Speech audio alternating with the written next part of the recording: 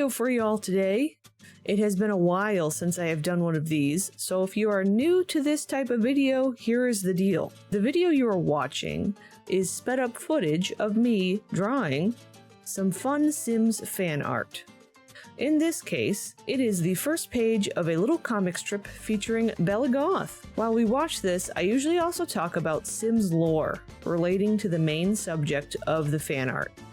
That being said, the Bella Goth mystery has been talked about so much at this point. I don't think we can really call it a mystery anymore. So in this video, I will review the basics of the Bella Goth lore, but I am also going to be talking about alternate opinions that I personally have been developing surrounding Bella's story. On the topic of the art itself, this piece was started way back at the beginning of the year and was abandoned for months until I recently decided to actually finish it. My goal for this was to have fun and not be perfect with the lines and shading. I also used very little references besides a picture of the Sims 2 spaceship for the small ships that are flying around the mothership in the first panel. I would like to mention though, I'm someone who always says reference is important in art, and aiming to draw without references is not always the best thing, but my choice to go referenceless in this project came from a place of wanting to encourage myself to have a chill time, because I tend to be a major perfectionist in my art.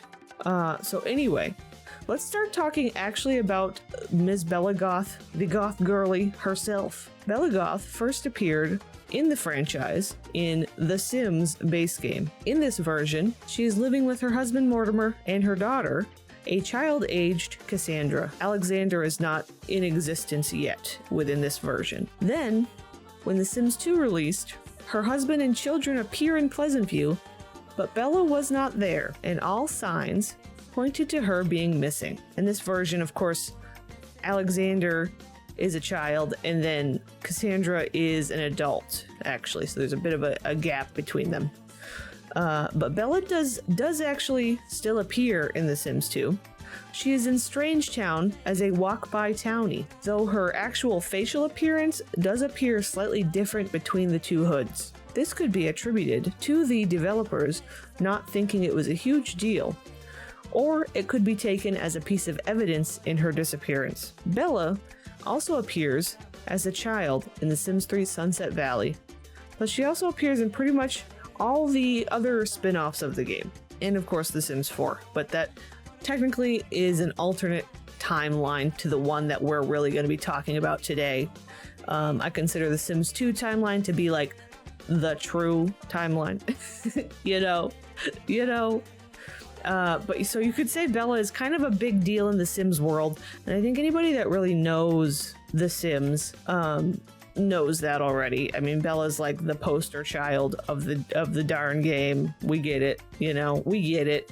So before I get going into this, I want to preface speaking about Bella's disappearance by saying that I am not the most hardcore investigator on this matter. I'm not somebody that knows all the specific details of all the Bella lore and all the Bella everything. I'm merely speaking from the perspective of someone who has played since release and has been around the Sims fandom for a very, very long time. I originally started playing the game at The Sims 1, before The Sims 2 even existed.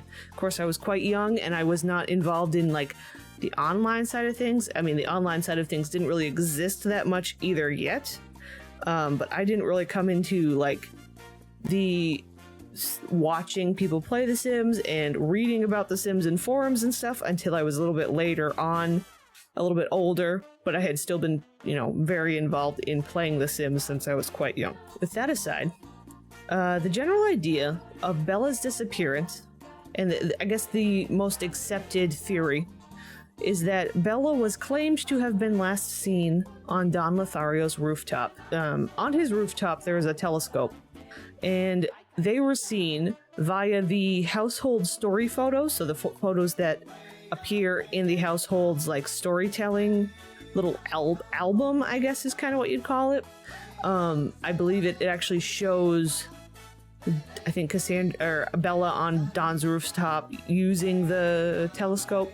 Of course, an interesting note is that the telescope that is on Don's rooftop is the smaller telescope, which technically in the regular game, an unmodded game, you can't get abducted through, I guess, apparently, according to the Wikipedia. The photo, anyway, it doesn't technically make sense that she was supposedly abducted by aliens through this telescope, and maybe we could even use that as a point later on down the line when I'm discussing some of my ideas.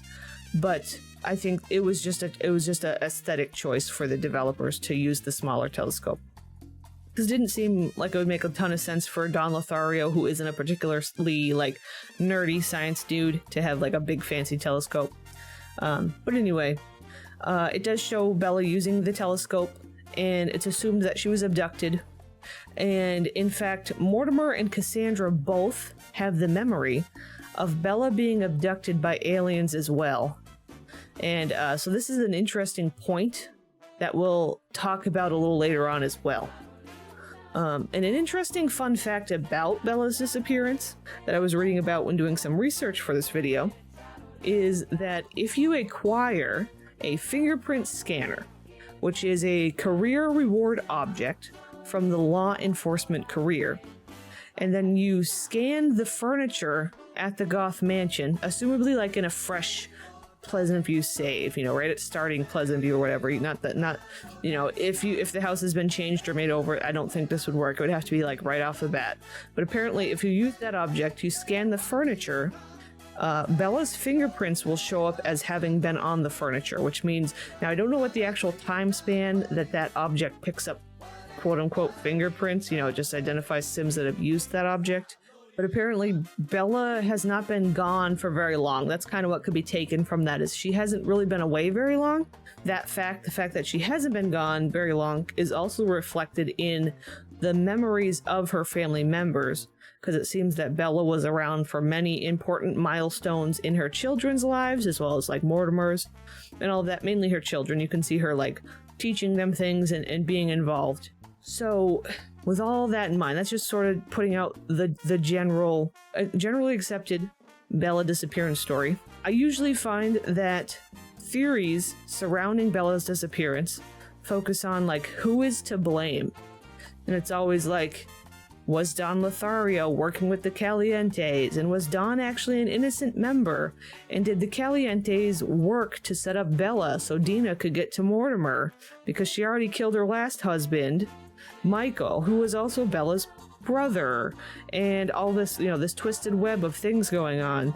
And it's always like, who done it? Right? The who done it, the classic who done it thing. And all of these questions sort of end up leading you down a rabbit hole of different theories. And recently I was some of my gameplay in my Strange View Uberhood, which I upload episodes to this channel, playing that Uberhood. Some of the playthrough of that has caused me to kind of rethink things in a way. And I was kind of finding it interesting to flip things around. Like, what if Bella wanted to disappear? What if she actually left on her own accord? And that's kind of what we're going to be talking about for the rest of this video. One other side note. I've already made a preface, now we need a side note. It is a bit silly for me to be explaining this particular theory of mine as a voiceover of me drawing the classic Bella Goth abduction theory, because the theory I'm about to explain actually challenges the idea of her actually being abducted at all. But I honestly didn't want to sit here and ramble on about the same Bella story that everybody's said over and over. Now, I'm not saying that this theory I'm sharing is unique to me. I'm sure there's many others that have come up with this idea. I'm sure there's 100 other YouTube videos that want to talk about it. But I just currently am really fascinated with this spin on things. So, to set up this theory, let's take a look at what kind of Sims Bella and Mortimer are. We often seem to think of Bella as the beautiful, adoring wife of Mortimer. They tend to be seen as this iconic duo. But if we look at the actual technical setup of these Sims, I think that it tells a different story. Bella is a romance sim. Meanwhile, Mortimer is a knowledge sim. As someone who has played a lot of The Sims 2, my initial thoughts on that pairing, when it comes to actually playing them out in the game, and as somebody who uses a very want-based system and uses a lot of the in-game, not only the wants, but also like the lifetime wishes and other personality and such to make decisions for the Sims. My initial thoughts on that pairing is that the knowledge sim will be obsessed with their studies. Meanwhile, their romance-obsessed partner will be rolling lots of woohoo with 3 different Sims style wants and constantly wanting romance. Obviously, they're a romance sim. And so, in my playing experience, this is a couple that will not build a strong marriage without some heavy-handed intervention from the player. The way I feel Mortimer and Bella are talked about makes me think Bella should have been almost a family sim or something. And I guess technically, if you wanted to get real technical, you could have made her a secondary family sim to encourage her to cool it a little bit. And you also could have made Mortimer a secondary family sim to bring him into the picture a little bit more. But with them just being purely knowledge and romance, I don't see things working super well. That seems like too conflicting, because oftentimes knowledge sims almost become asexual or aromantic. They just want to just be looking through their telescope and studying in their books, maxing out their skills. Meanwhile, the romance sims just want constant attention from other sims. They want to be constantly validated, essentially, by other sims. And that's just like, that just doesn't, the math doesn't add up with that sort of pairing. And I feel like, I think that the developers wanted her to come off as a sexy, sultry, mysterious lady. She's Bella, which is Italian for beautiful. So they wanted her to be a romance sim. She's just this mysterious mistress. She's a mistress. That's very much her mistress. But so I think it would be likely that Bella would get restless in this little box of marital bliss. She is stuck caring for babies while Mortimer is off burying his nose in books and science equipment. Though, technically, I suppose they probably would have enough money for a butler, so that would render Bella alone in a big mansion. Her husband's busy away with his scientific studies, and she's sitting alone with many, many romantic thoughts. And then comes walking down the street the handsome, fresh Don Lothario, the local Mr. Dr. McDreamy, literally Dr. McDreamy. He's a doctor. Did you remember Don Lothario as a doctor? And suddenly Bella is going out at night. She's off going out to downtown, having drinks with quote unquote the girls, while Morty stays in, continuing to be sucked into his studies. And he has no idea that Mr. Lothario is actually giving Bella everything that she ever needed, fulfilling all those wants, setting up some dates. We got the wants are rolling, the dream dates are rolling. Them aspiration points are adding up. Bella's having a great time. But if we want to look at the storyline The Sims tells us, see, the issue with this theory, going down this road, we actually have to, if we want to look at some of the clues, there are some points of that story that doesn't happen as fluently as I may have just explained. That beginning of a scenario may not have happened as smoothly as that sounds. The main thing we want to look at is the actual memories, specifically the memory of Don Lothario. Don Lothario has an actual memory of attempting to make out with Bella Goth, but it was unsuccessful, and it says that he was rejected for makeout with Bella Goth, which seems to indicate that she rejected him. So it's possible that Bella and Don began the early stages of an affair, but somewhere along the line, Bella got cold feet and felt guilty and rejected Don's advances. He doesn't really have a lot of other romantic things that indicated Bella was involved with him before, and I feel like that could be kind of open-ended. I feel like maybe, again, things were just them being friends and starting to go out and him beginning that. Maybe it got to the point where he invited her back to his place. He attempted to start to romance her more thoroughly, and something happened where she said no. But there was still some way he got her there. She ended up there with him. I feel that they would have gone on some sort of casual date. And, you know, I think it is an interesting concept to have Bella realize, after this close encounter with the town Casanova, that she is unhappy at home, and in a rush of emotion she leaves, possibly directly from Don's condo after the rejection. Suddenly she realizes she needs to be she's a free spirit and she's being held down by this marriage thing. You know, typical romance sim. But like, why, the question comes up, why didn't she go through with Don? Did she realize doing this so close to home would be much more hurtful for her family? Pleasant View realistically is a very small town. Obviously we can't really compare it to real life because that would make it not even, there's so few people living in Pleasant View, technically speaking, that it's like almost not even it's barely a village. You know what I mean? But it is still a small town. Gossip spreads fast. And Bella fooling around with some guy in town everybody knows is the local Casanova, the local romance man, Mr. Dreamy, Dr. Dreamy. Dr. Dreamy's back at it. He's back in the office. You know, it's very likely that she would realize that would very easily get back to her family in one way or another. And that's where she realized, okay, I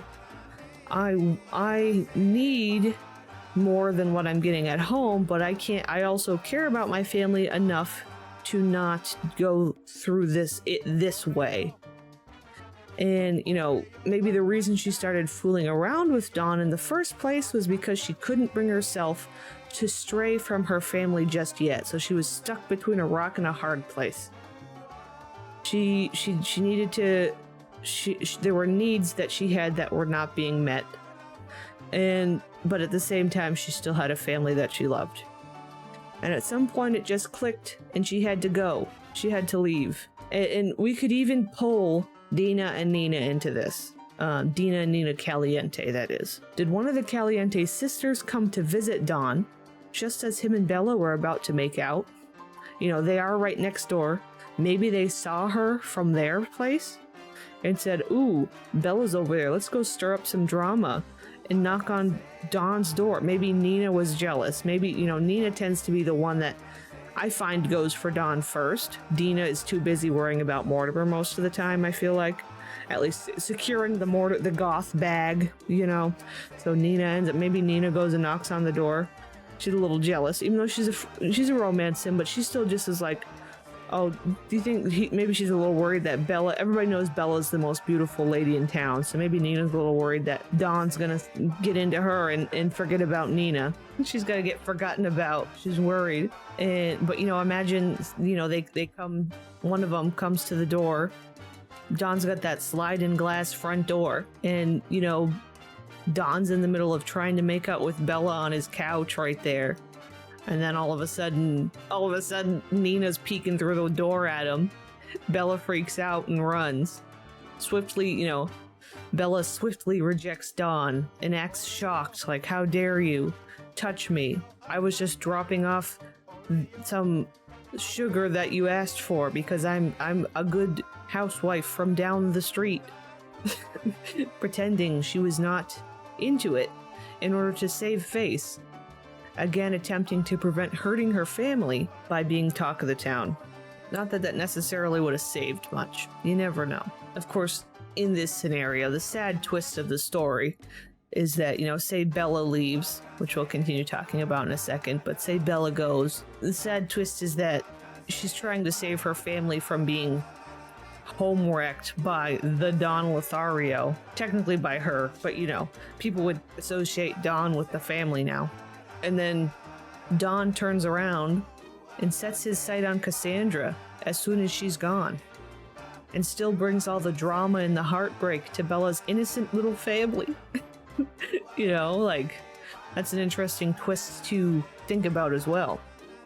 But I just feel like Bella could be the flighty romance sim, which isn't how she's often thought about. She's thought of a little, again, just a little bit more, I don't know, she's thought of as having a lot of, maybe having a lot of class and being very, you know, I don't know, just not that flighty romance sim that needs to be a free spirit running around, fooling around, always on the move. I feel like she could have this insatiable need to feel the rush of meeting a new lover, but she made the mistake of trying to live a proper little family life. Maybe Mortimer is her true love. You know, it doesn't mean that her and Mortimer don't have a strong connection and a strong love. But even a romance sim needs more. They have this constant appetite for more romance. And even they have a appetite for cheating and the rush of secretly fooling around behind their true love's back. Self-sabotage is a romance sim's middle name, after all, right? Anybody who's played a romance sim knows this, unless you very strongly controlled your romance sim or used mods that limit these tendencies. But it doesn't mean that she doesn't love her kids. I think she just struggles to control her impulses. At this point, you might be thinking, what about Morty and Cass having the actual memories of her getting abducted? Plus, what about her supposed clone showing up in Strangetown? Or is it her clone, or is it her having been abducted and dropped off in Strangetown? Well, first, let's talk about the actual supposed abduction. I say, in this theory, Bella was never actually abducted by aliens. Supposedly Don was with her when she was abducted, but he has no actual memory of it. He has the memory of the rejected makeout, but there is no abduction memory. But Mortimer and Cassandra, who were not there, do have these memories. Now, it is common, especially for a knowledge sim, to be excited when they hear that their family member who may be in a different household gets abducted. So that technically could happen. But I would expect if she was with Don that he would have seen that as well. And of course, again, if we're talking technicalities, Bella could not have been abducted on a lot that was not her home lot, you know. But that's, again, same with the telescope technically being the wrong kind of telescope. Those are some of the sort of things that you would ignore for the sake of storytelling, I guess. And that's also what this sort of talk of the memories is.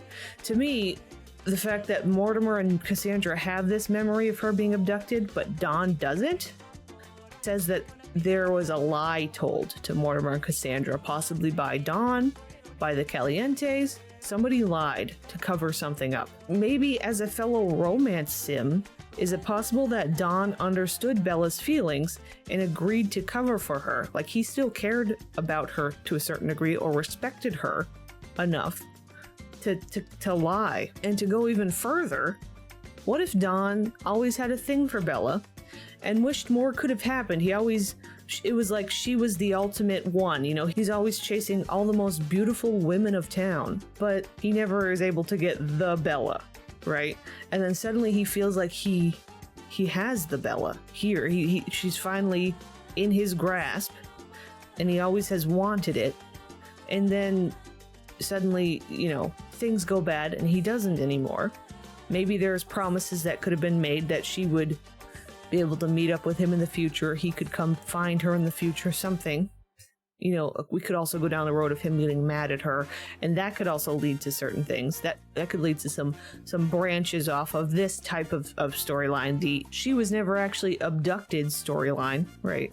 The non-abduction storyline. But imagine Don having always wanted Bella, then Bella leaves, He agrees to cover for her, and then in that covering process, he realizes the next closest thing to Bella is her daughter Cassandra, who's an adult. It has always been a bit of a mystery. Why would Dawn even have gone for the nerdy Cassandra? There are many more willing partners in town.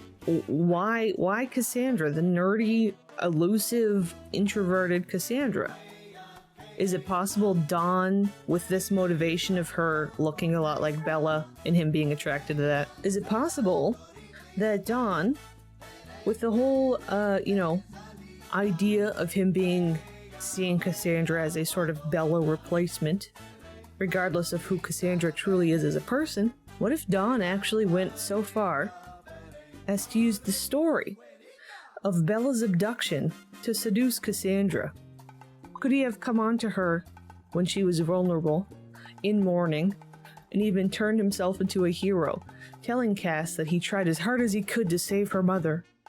I held on to her leg as long as I could, but the alien technology was too strong. He might tell her over an expensive dinner in downtown. Or was Dawn as much as a gold digger as Dina? There's a lot of possibilities for how to spin this thing, I think. But there's also another route we could go, another branch we could take. What if Mortimer suspected that Bella had left by her own free will? Like, he had seen signs of it, and he was convinced that it had finally happened. Maybe he could see through anybody's lies to him or anything, he could figure it out. But he couldn't bear to admit it to his children or his neighbors. What if Mortimer started the story of her abduction, convincing himself and Cassandra of this? Cass and him both are knowledge sims who would be avid believers of the aliens and could easily, convince themselves of this. Could get to the point where Mortimer doesn't know where his lie starts and where reality ends. So with that all in mind, all of that, there's also the issue of Strange Town Bella. I feel like the answer to this is not extremely exciting. I think that this version of Bella is not a clone, but is instead actually the real Bella, off on her journey across SimWorld, finding herself, finding her next lover. She hitched a ride with a trucker, and he dropped her off in the middle of the desert, trying to find her way to the next truck stop, to the next place, next bus, to get to the next town, the next city. I feel the difference in her facial appearance, personally, is not something to look too strongly into as far as a storyline. I feel like it's just the developers overlooking some details, or there being a disconnect in development teams between different, towns and stuff. Although I can understand some people feeling it is more significant than that it's a really important detail, and I understand that. There's been plenty of little silly details that I've used to spin my version of the story that I've told here today. So I can understand feeling it's more significant. And there's probably some small details I've forgotten that disprove this theory or anything. I absolutely would love any opinions, any whether you're for it or against it. How do you feel? Recently, for me, having been playing early Strange Town on my Twitch streams, the playing an earlier version of a hood has opened up so much possibility for essentially rewriting Sims history. But I don't think you need an early Strange Town or an early Pleasant View to do that. It's a fun way to do it, but you don't necessarily need that. I feel like you can adjust the existing pre-made hoods to tell whatever stories you want. The Sims is meant to encourage your creativity and storytelling skills. Everybody finds something different in The Sims, and that may not necessarily be your thing, but it's very much lends itself to that, and you're allowed to make them whatever the heck you want them to be. Everybody is allowed to do that, that's the point of The Sims. So I guess that's my story. I feel like the answer to everything in The Sims seems to be aliens, which is great. And I'm the first person to jump into the alien storyline. I love a good alien storyline. but it is fun to flip things around and say, what if that is not what happened? What if we've got it all wrong? And break it down. And I've enjoyed digging deeper in that way. So I hope you enjoyed this story that I've spun today. Again, I don't know how unique it is or if other folks have talked about this before. I hope you enjoyed my little art piece we're doing here in the background. I do plan on doing probably another page of it. I kind of thought. Again, this is sort of supposed to have been sort of exploring the classic theory of Bella having actually been abducted, which was more fun of an idea to draw. So again, it's kind of silly for me to be telling this story over that, but you know what? It works. It's fine. It works. The only other thing I'd like to mention is that I now have a separate channel where I am uploading my live streams. I have been uploading them to this channel for a while. And I know it was nice for some folks expressed that they enjoyed having them on this channel. But I'm finding, I think there are some issues with the YouTube algorithm that I'm running into, and I think it would have been better for me to have just always uploaded them on a separate channel. But it is what it is. We're working with what we can. I'm going to now start uploading streams on another channel. I am also going to be uploading like any variety streams on that channel as well. That's what having the second channel also kind of opens up. So I'll have that linked down below as well. I'm going to try to start adding that to my little descriptions, just in case you would like to hang out and watch back some of the streams you might have missed of us playing early Strange Town. And we have a very kooky Build a City challenge that we've been playing. And of course, it would be ideal if you could, if you're able to catch me live on the Twitch. I am currently, most of the time, it's Tuesdays, Thursdays, and Saturdays are the main days that I stream. Usually I start at 3 p.m. Eastern Standard Time. Feel free to come by. Most of the time we're playing The Sims 2, or The Sims 3, or a console Sims game, or occasionally a random variety game, but that's more rare. But yeah, thank you very much for watching, and I'll see you next time. Bye.